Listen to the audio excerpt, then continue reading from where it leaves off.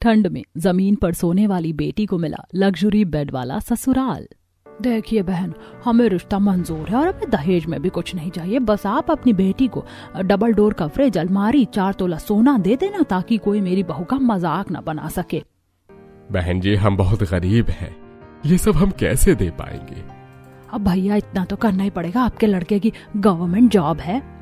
और हाँ भाई साहब, 300 बाराती आएंगे तो स्वागत अच्छा होना चाहिए। शोभा की बातें सुनकर अब सुमन अपना गुस्सा बर्दाश्त नहीं कर पाती और उनसे कहती है, हम बहुत गरीब हैं, हमारे घर में सोने के लिए बिस्तर नहीं है और आप दहेज ना मांग कर भी इतनी सारी चीजें मांग रहे हैं। मुझे शादी नहीं करनी, इसीलिए आप लोग चुपचाप मेरे घर से निकल जाओ। हाँ सुमित्रा बहन, तुम तो कह रही थी कि तुम हमारे लिए बड़ी संस्कारी लड़की देख रही हो, पर इस लड़की की जुबान तो देखो जरा। अरे बहन तुम शांत हो जाओ, मैं बात करती हूँ ना। भैया अपनी बेटी का मुंह बंद करवाओ। मेरा मुंह बंद नहीं होगा, नहीं करनी मुझे शादी, निकल जाओ आप लोग। लड़की की जरा जुबान तो देखो, कैसे कैंची की तरह चल रही है। मुझे अपने लिए एक संस्कारी शांत स्वभाव की लड़की चाहिए, न कि ऐसी। माँ, मुझे भी ये शादी नहीं करनी, चलो यहाँ से। इतना बोलकर लड़के वाले वहां से उठकर चले जाते हैं। सुमित्रा उन्हें काफी रोकने की कोशिश करती है पर वो नहीं रोकती और सुमित्रा अपने भैया भाभी से कहती है, भैया भाभी आप लोग इतने गरीब हैं कि अपनी बेटी की शादी तक नहीं कर सकते। अरे जिसके घर में बिस्तर नहीं है इस ठंड में सोने के लिए, वो क्या ही बेटी की शादी करेगा। पर फिर भी मैंने अपने रिस्क पर तुम्हारी बेटी के लिए इतने अच्छे घर से रिश्ता देखा और तुम्हारी बेटी ने क्या किया, अपनी इस कड़वी जुबान से रिश्ते को ही तोड़ डाला। अब सारी उम्र अपनी तीनों बेटियों के साथ गुजारना। तुम्हारी बेटी तुम्हारे बुढ़ापे का सहारा नहीं, बोझ बनेगी। रिश्ता टूटने की वजह से सुमित्रा को बहुत गुस्सा आता है और वो अपने भैया भाभी से सारे रिश्ते तोड़कर वहां से चली जाती है। देखते ही देखते शाम हो जाती है और खाट पर सो रही उमा को खांसी होने लगती है और गुड़िया अपनी दादी को पानी देती है। ये लो दादी, पानी पी लो। दादी क्या आज मैं आपके पास सो जाऊं? नीचे जमीन पर मुझे बहुत ठंड लगती है। ठंड मुझे भी लगती है, हमेशा क्या तू ही सोएगी? आज दादी के साथ मैं सोऊंगी। दादी आज आपके पास मैं सोऊंगी। तुम दोनों दादी को क्यों परेशान करती हो? एक ही खाट है, इसमें एक ही इंसान सो सकता है। तुम्हारी वजह से दादी सही से सो नहीं पाती और उनकी तबीयत खराब हो जाती है। माँ नीचे बिस्तर लगा रही है ना, चलो नीचे सो जाओ। माँ तो बिस्तर ही लगाएगी ना, पर तुझे क्या है? तुझे तो बोझ बन के रहना है माँ बाप के ऊपर। क्या जरूरत थी तुझे रिश्ता तोड़ने की? देख रही है हमारे पास सिर्फ 2 ही बिस्तर हैं और वो भी इतने पतले चादर हैं कि जमीन पर सोने में बच्चों को ठंड लगती है। पर तुझे क्यों अपनी बहन की चिंता होगी? तू तो चाहती ही नहीं कि तेरा घर बसे और तेरे जाने के बाद हमारी थोड़ी सी जिम्मेदारी कम हो सके। पर माँ वो लोग लालची थे। तुम और पापा ठंड में इतनी जल्दी कहाँ से दहेज का इंतजाम करते? उन्होंने जो सामान मांगे वो बहुत महंगे थे। अरे तू कौन होती है फैसला करने वाली? हम तेरी शादी कर रहे थे, ये हमारी जिम्मेदारी थी कि हम पैसों का इंतजाम कहां से करते। अगर उन्होंने दहेज मांग लिया होता तो क्या करते हम? और सामान कोई इतनी भी बड़ी बात नहीं है। हर माँ बाप अपने बच्चों को सामान देते हैं। मैं भी तुझे वो सारा सामान देता जो तेरे ससुराल वालों ने डिमांड करी थी, चाहे उसके लिए मुझे घर ही क्यों ना बेचना पड़ता। जिस माँ बाप के लिए सुमन ने रिश्ता तोड़ा था वही माँ बाप सुमन को भला बुरा सुनाते हैं, जो सुमन से बर्दाश्त नहीं होता और सुमन अपना बिस्तर अलग से लगाकर परी के साथ सो जाती है। अब आधी रात को सुमन की आंख खुलती है तो वो देखती है कि उसकी छोटी बहन गुड़िया ठंड से कांप रही है और बार बार वॉशरूम के लिए उठ रही है। गुड़िया तुझे नींद नहीं आ रही क्या? बार बार वॉशरूम क्यों जा रही है? दीदी क्या करूँ, बहुत ठंड लग रही है, जमीन बहुत ठंडी है ना, नींद नहीं आ रही है और ना ही गर्माहट मिल रही है, बस बार बार 1 नंबर आ रही है। इतना बोलकर तुम्हें भागते हुए बाहर जाती है। अपनी बहन को ठंड में ऐसे परेशान होता देखकर सुमन को काफी बुरा लगता है, जिसके बाद वो अपनी चुन्नी अपनी बहन परी को उड़ा देती है और जब सुबह होती है तो वो अपनी गुल्लक से कुछ पैसे निकालती है। अभी तो सिर्फ नवंबर आया है, बीतते समय के साथ ठंड और ज्यादा बढ़ जाएगी और रजाई फट चुकी है। मेरे पास 1000 रुपए रखे, जाकर एक छोटी सी रजाई ले लेती हूँ। पापा का थोड़ा बोझ हल्का हो जाएगा और कहीं काम भी देख लूंगी। पैसे लेकर सुमन बाहर मार्केट में जाती है और एक रजाई वाले के पास एक रजाई लेने लगती है। वहीं दिवाकर नाम का लड़का अपनी दादी के साथ आता है। क्या दादी जी, हमारे घर में सबके पास लग्जरी बेड है, बस आपको ही तख्त पसंद है। उसके लिए आपके हाथों से बनाया हुआ गद्दा चाहिए। मैं आपके लिए किसी ब्रांडेड कंपनी से गद्दा ला लेता हूँ, यहाँ आने की क्या जरूरत है? तू चुप कर, पैसे आ गए हैं इसलिए सब कुछ तुम्हें लग्जरी चाहिए, पर मैं जमीन से जुड़ी हूँ। तुम्हारे उस लग्जरी बेड पर मुझे नींद नहीं आती, शरीर में और दर्द उठ जाता है। मुझे तो हाथ का बना हुआ ही गद्दा पसंद है। भैया हाथ का बना हुआ ही गद्दा बना दो, भले ही वो 3000 में बने या 5000 में बने। भैया मेरे पास सिर्फ 1000 रुपए हैं, 500 रुपए मैं आपको कुछ दिन में आकर दे जाऊंगी। आप ये रजाई दे दो। अरे 3 से 4 दिन में आपका गद्दा बन जाएगा। और बेटी तो माफ करना, 500 रुपए बहुत कम है। 1200-1300 रुपए की तो रजाई बन जाती है। 100-200 हम भी तो कमाएंगे। अरे भैया, कैसे 500 के लिए बेचारी लड़की को परेशान कर रहा? दिवाकर, तू 500 रुपए दे दे बेटा, तुम ये रजाई ले जाओ। अम्मा आप कितनी अच्छी हो, मुझे जानती भी नहीं हो, फिर भी मुझे 500 रुपए दे दिए। आप मुझे अपना पता दे दीजिए या नंबर, जैसे ही मेरे पास पैसे होंगे मैं आपको आपके पैसे दे दूंगी। कोई बात नहीं, इन सब की जरूरत नहीं है। ऐसे कैसे जरूरत नहीं है? मैं ऐसे ही आपसे पैसे नहीं ले सकती, प्लीज अम्मा। अरे बेटा, तुम तो बड़ी ही खुददार किस्म की लगती हो। बेटा तू इसे अपना नंबर दे दे और जब तुम्हारे पास पैसे हो तब हमें दे देना। अच्छा भैया, हम चलते हैं, 3 दिन बाद वापस आएंगे अपना गद्दा लेने। दिवाकर अपना फोन नंबर देकर अपनी दादी के साथ गाड़ी में बैठकर घर के लिए निकल जाता है। तो वहीं सुमन भी रजाई लेकर घर जाती है, जिसे देखकर घर वाले काफी खुश होते हैं। अरे ये रजाई तो काफी अच्छी है, पर सुमन तेरे पास पैसे कहाँ से आए? दादी आप भूल गई, फैक्ट्री में मैं काम करती थी। वो तो माँ पापा चाहते थे कि मैं शादी कर लूं और काम छोड़ दूं, पर रिश्ता भी बुआ ने ऐसा देखा जो हमसे दहेज मांग रहा था। मैं सोच रही हूँ मैं दोबारा से काम शुरू कर लूं। हाँ, दोबारा से काम कर ले बेटा, तो हमारा है नहीं। शादी करके तू जा नहीं रही, कम से कम कमा के तो हमें देगी। रिश्ता टूटने की वजह से शांति और सुरेश अपनी बेटी से इतने ज्यादा नाराज थे कि उसे हर वक्त ताने देते हैं। इसी तरह कुछ दिन बीत जाते हैं और सुमन फिर से फैक्ट्री में काम करने लगती है। और जब भी रात होती तो एक रजाई होने की वजह से सुमन और परी को काफी परेशानी होती है। दीदी, माँ पापा के पास पुरानी रजाई है, दादी भी नई रजाई में गुड़िया के साथ सो जाती हैं। ठंड में हम दोनों ही परेशान होते हैं। एक और रजाई ले लो ना, इस कंबल में ठंड नहीं जाती। हाँ परी, बस कुछ दिन की और बात है, फिर मुझे फैक्ट्री से पैसे मिलेंगे तो मैं हमारे लिए एक रजाई ले लूंगी, पर उससे पहले मुझे किसी को पैसे देने हैं। समय गुजरता है और बहुत जल्द सुमन को फैक्ट्री में पैसे मिलते हैं और वो सबसे पहले दिवाकर को फोन करती है और बाहर उससे मिलकर उसे उसके 500 रुपए दे देती है, जिसे देखकर दिवाकर को काफी अच्छा लगता है और वो घर जाकर सारी बात अपनी दादी को बताता है। कितनी ईमानदार है लड़की, मैंने कभी सोचा नहीं था कि इतनी ईमानदार लड़की भी अभी के जमाने में होगी। मुझे तो ऐसी ही बहू चाहिए थी। दादी, आपको ऐसी बहू चाहिए थी, मुझे तो ऐसी बीवी चाहिए। जो शादी के नाम से भागता था वो बीवी की बात कर रहा है। लगता है उसकी ईमानदारी सिर्फ मुझे ही नहीं, मेरे पोते को भी पसंद आ गई है। अब तो तेरी शादी की बात करनी ही पड़ेगी। सुमन के अच्छा बर्ताव, ईमानदारी न सिर्फ अर्चना को पसंद आती है बल्कि दिवाकर भी उसे पसंद करने लगता है। और इस बारे में जब अर्चना अपने घर वालों से बात करती है तो सभी इस रिश्ते के लिए हाँ कर देते हैं। माँ जी, जब आपको और मेरे बेटे को लड़की पसंद है तो हमें क्या एतराज हो सकता है, और क्या फर्क पड़ता है लड़की अमीर घर से है या गरीब घर से। हमें बहू लानी है, ना कि बेटी देनी है। फाइनली अब दिवाकर भैया की भी शादी होगी। आपको पता है ना, मेरे सभी दोस्त हर वक्त मुझसे यही पूछते थे कि तेरे भाई की शादी कब होगी। अब तो मेरी नई भाभी आने वाली है, मैं तो बहुत खुश हूँ। जल्दी से रिश्ता लेकर चलते हैं। सुमन दिवाकर और उसके घर वालों को इतनी पसंद आती है कि वो लोग सुमन का पता लगवा कर सीधा रिश्ता लेकर उनके घर जाते हैं, जिसे देखकर उसके गरीब माँ बाप काफी हैरान होते हैं। मुझे यकीन नहीं हो रहा, आप लोग हम गरीबों के घर आए मेरी बेटी का रिश्ता लेकर। हाँ बहन जी, क्यों नहीं, आपकी बेटी है ही इतनी अच्छी। अरे इसे तो कोई भी अपने घर की बहू बना लेगा। और आप शादी की फिक्र मत कीजिए, सारा खर्चा हमारी तरफ से होगा। इतने अच्छे घर का रिश्ता देखकर सुरेश और शांति की सारी नाराजगी खत्म हो जाती है और वो अपनी बेटी का रिश्ता तय कर देते हैं। समय बीतता है और बहुत जल्द सुमन की शादी दिवाकर से हो जाती है। और जब वो शादी करके अपने ससुराल जाती है तो अपना आलीशान घर देखकर काफी हैरान होती है। मैं तो पहली बार ऐसा घर देख रही हूँ, मैं इस घर में कैसे रह पाऊंगी। भाभी, आपका हमारे घर में स्वागत है। काश की आरती भाभी भी होती। आपको पता है आपकी एक जेठानी भी है, पर वो अभी देश से बाहर है। भैया भाभी का खुद का बिजनेस है, वो बाहर जाते हैं, पर वो आपको जानती हैं। कुछ दिनों में जब वो आएंगी तब देखना इस घर में रौनक आ जाएगी। अपनी बड़ी भाभी के बारे में बाद में बता देना अपनी भाभी को। अब तुम्हारी भाभी इसी घर में रहेगी। ठंड बहुत ज्यादा हो गई है तो बेटा तुम भी आराम कर लो। कुछ देर सुमन अपने पति के साथ कमरे में जाती है और जब वो कमरे में जाती है तो अपना लग्जरी बेड देखकर हैरान हो जाती है। तो वहीं दिवाकर बेड पर लगे एक बटन को दबाता है, जिससे उनका बेड और भी ज्यादा बड़ा हो जाता है। ये जादू कैसे हुआ? आपने बेड को छुआ और ये बड़ा हो गया। मैंने आज से पहले गोल बेड, इतना लग्जरी बेड कभी नहीं देखा। और ये क्या, बेड में तो बहुत सारी मशीन है और भी चीज रखी है। ये बेड ही है या कुछ और?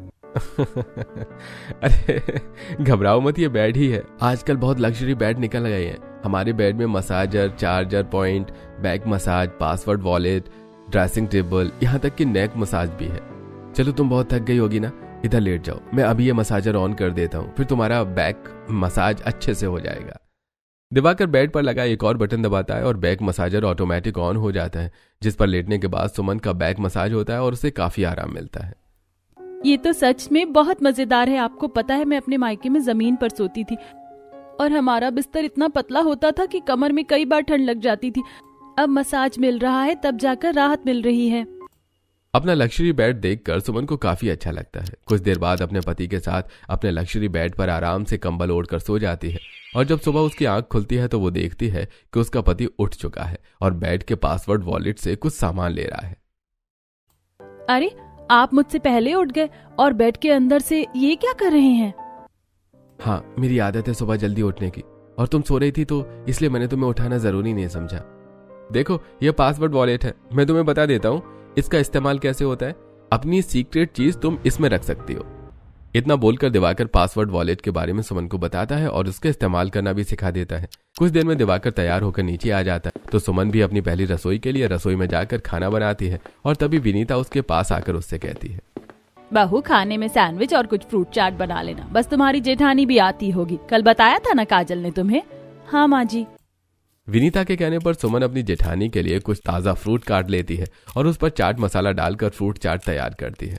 और जब सब खाने की टेबल पर होते हैं तभी आरती अपने पति विकास के साथ आती है और सबसे पहले अपनी देवरानी के गले लगती है।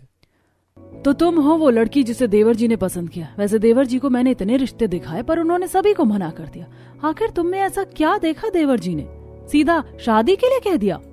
अरे मेरे भाई को अगर सुमन पसंद आई है तो कुछ तो खासियत होगी ना। अच्छा, हम लोग तो बहुत थक गए हैं, मैं पहले कमरे में जाकर आराम करूंगा। इतना बोलकर विकास और आरती अपने कमरे में जाते हैं। आरती अपनी लग्जरी बेड की ड्रेसिंग टेबल को खोलकर उसमें से कुछ सामान निकालकर अपना मेकअप रिमूव करने लगती है। साथ ही अपने पति से बात करती है। विकास, तुमने देखा ना लड़की कितनी अजीब थी। मुझे तो लगता ही नहीं कि वो हमारी तरह रिच है। तो तुम्हें किसने कहा कि वो अमीर है? वो मिडिल क्लास फैमिली से है, बेचारी को एडजस्ट करने में थोड़ा समय लगेगा, तो प्लीज अपना एटीट्यूड उसको मत दिखाना। हाँ, आप कहना क्या चाहते हैं कि मुझ में पैसों का एटीट्यूड है? मुझ में पैसों का नहीं, अपनी काबिलियत का एटीट्यूड है। मैं एक बिजनेस वुमन हूँ, मैं कभी नहीं चाहती कि मेरी देवरानी किसी गरीब घर से आए। खैर, अब कर भी क्या सकते हैं। आरती जब अपने पति के साथ कमरे में बात कर रही होती है तो बिना नॉक किए सुमन हाथों में चाय नाश्ता लेकर उनके कमरे में आ जाती है और उनका लग्जरी बेड देखकर बड़ी एक्साइटमेंट के साथ उनके बेड के पास जाती है और बेड की टेबल पर चाय रखते हुए कहती है, आपका बेड भी कितना लग्जरी है, बिल्कुल हमारे बेड की तरह। आपको पता है, मैं तो अभी बहुत सी चीजों का इस्तेमाल करना ढंग से सीख नहीं पाई। अच्छी बात है जो आपका बेड भी हमारी तरह है लग्जरी। आप मुझे बताओ कि नेक मसाज कैसे होता है? सुबह से मेरी गर्दन में बड़ा दर्द है। सच में तुम कितनी गंवार हो, लगता है कुछ ज्यादा ही गरीब परिवार से हो। शायद मेरी सोच से भी ज्यादा तुम्हारी हरकतों से साफ पता चल रहा है कि ऐसा लग्जरी बेड तुमने अपनी जिंदगी में पहली बार देखा है। आरती, ये तुम कैसी बातें कर रही हो? विकास के बोलने पर आरती चुप हो जाती है और मुंह बनाकर वहां से चली जाती है। पर सुमन को अपनी जेठानी का बर्ताव पसंद नहीं आता और इसी तरह कुछ दिन बीत जाते हैं। ऐसी ही एक रात बेड पर बैठा दिवाकर लैपटॉप में मूवी देख रहा होता है। तभी सुमन उसके पास आती है। आपको डर नहीं लगती कि आप फिर से काम करने लगे? आज मैं काम नहीं कर रहा हूँ, मूवी देख रहा हूँ। चलो दोनों साथ में मूवी देखते हैं। अब बेड पर बैठकर सुमन और दिवाकर एक साथ मूवी देखने लगते हैं और जब लैपटॉप का चार्ज खत्म होता है तो दिवाकर बेड पर लगा वायरलेस चार्जर से अपना लैपटॉप चार्ज होने के लिए रख देता है। और उस दिन अपने लग्जरी बेड की एक और खूबी के बारे में सुमन को पता चलता है। अच्छा, तो ये चार्ज करने के लिए है। आपको पता है मेरे फोन का चार्जर नहीं मिल रहा था तो मैं कितनी परेशान हो गई थी। वो तो काजल ने अपना चार्जर मुझे दिया। अगर मुझे पता होता कि हमारे बेड में वायरलेस चार्जर है तो मैं अपना फोन भी इसी से चार्ज कर लेती। सुमन, अब तो पता चल गया ना, और अगर कुछ ना भी पता हो तो मुझसे या भाभी से पूछ लिया करो, क्योंकि हमारे घर में सिर्फ हम दोनों के ही कमरे में लग्जरी बेड है। अपने पति के साथ मूवी देखकर और बात करके सुमन को काफी अच्छा लगता है। अब समय यूं ही बीतता है और धीरे धीरे वो अपने लग्जरी बेड के बारे में सब कुछ जान जाती है। और एक दिन सुमन अपनी कुछ दोस्त से बात करते हैं और जब उसके दोस्तों को ये पता चलता है कि सुमन की शादी इतने बड़े घर में हुई है तो सब मिलने उसके लिए उसके घर आते हैं। पूजा, निशा, आ गई तुम दोनों? पता है मैं कब से तुम्हारा इंतजार कर रही थी। माँ जी, पापा जी, दादी जी, ये मेरी फ्रेंड है पूजा और निशा। ये तो बहुत अच्छी बात है बहू कि तुम्हारी भी दोस्त है। बेटा, आती रहा करो कभी कभी हमारी बहू से मिलने के लिए। बेचारी सारा दिन बोर हो जाती है क्योंकि इसकी जेठानी तो काम के सिलसिले में इधर से उधर घूमती रहती है। बहू, कभी तुम भी बाहर चले जाया करो। और वैसे भी तुम्हारी दोस्त पहली बार घर आई, अपना कमरा नहीं दिखाओगी क्या? अपनी दादी सास और सास के कहने पर सुमन अपने दोस्तों को अपने कमरे में ले जाती है और जब उसकी दोस्त उसका कमरा और लग्जरी बेड देखती हैं तो उनकी आंखें खुली की खुली रह जाती हैं। अब पूजा बेड चेक करने के लिए हड़बड़ी में बेड पर जाकर बैठती है जहां पर जूस का गिलास होता है और वो गलती से बेड पर गिर जाता है। यह देखकर पूजा घबरा जाती है। माफ करना, मैंने जानबूझकर नहीं किया। तुम्हारा बेड कितना महंगा है, कहीं मेरी वजह से खराब ना हो जाए। अरे यार, तू डर क्यों रही है? ये ऐसे ही इतना महंगा और लग्जरी बेड नहीं है, ये वाटरप्रूफ भी है और तुझे पता है मैं इसे अपने हिसाब से फोल्ड भी कर सकती हूँ। रुक, मैं अभी तुझे ये बेड फोल्ड करके दिखाती हूँ। इतना बोलकर सुमन एक बटन से अपने लग्जरी बेड को सोफे में बदल देती है, जिसे देखकर उसकी दोनों दोस्त काफी हैरान होती हैं और वो लोग हंस हंस के बातें करने लगती हैं। तभी घर में आरती आती है और उनकी आवाज सुनकर उनके कमरे में आकर उन्हें डांटने लगती है। ये क्या बदतमीजी है?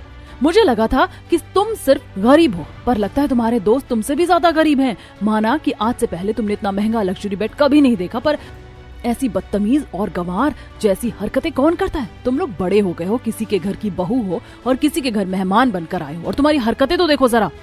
माफ करना, हमारी वजह से आपको कोई परेशानी हुई। परेशानी? बगल में ही मेरा कमरा है।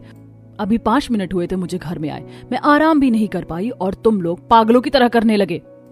आरती सुमन और उसके दोस्तों को डांट कर अपने कमरे में चली जाती है। उसके बाद निशा सुमन से कहती है, सुमन यार, तू तो बहुत अमीर है, हम इस काबिल नहीं कि तेरे घर भी आ सके। अब कभी मिलना होगा तो हम बाहर मिलेंगे, पर तेरे घर नहीं आएंगे।